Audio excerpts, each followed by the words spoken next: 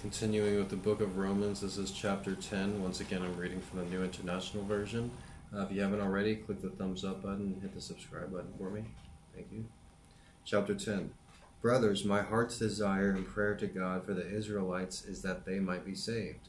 For I can testify about them that they are zealots for God, but their zeal is not based on knowledge. Since they did not know the righteousness that comes from God and sought to establish their own, they did not submit to God's righteousness. Christ is the end of the law, so that there may be righteousness for everyone who believes. Moses describes in this way the righteousness that is by the law.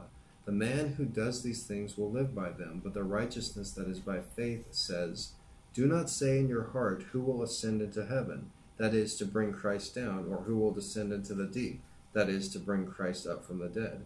But what does it say? The word is near you, it is in your mouth and in your heart. That is the word of faith we are proclaiming, that if you confess with your mouth Jesus is Lord and believe in your heart that God raised him from the dead, you will be saved. For it is with your heart that you believe and are justified, and it is with your mouth that you confess and are saved. As the scripture says, everyone who trusts in him will never be put to shame. For as there is no difference between Jew and Gentile, the same Lord is Lord of all and richly blesses all who call on him. For everyone who calls on the name of the Lord will be saved. How then can they call on the one they have not believed in? And how can they believe in the one of whom they have not heard? And how could they hear without someone preaching to them? And how can they preach unless they are sent? As it is written, how beautiful are the feet of those who bring good news. But not all the Israelites accepted the good news, for Isaiah says, "Lord, who has believed our message?" Consequently, faith comes from hearing the message, and the message is heard through the word of Christ. But I ask, did they not hear? Of course they did. Their voice has gone out into all the earth, their words into the ends of the world.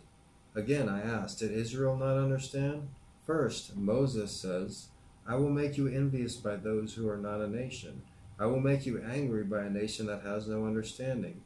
And Isaiah boldly says, "I was found by those who did not seek me. I revealed myself to those who did not ask me." But concerning Israel, he says, "All day long I have held my hands to a disobedient and obstinate people." That was Romans chapter 10.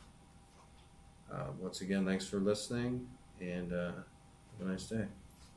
And if you enjoyed that, click the thumbs up and the subscribe button. All right, thanks again.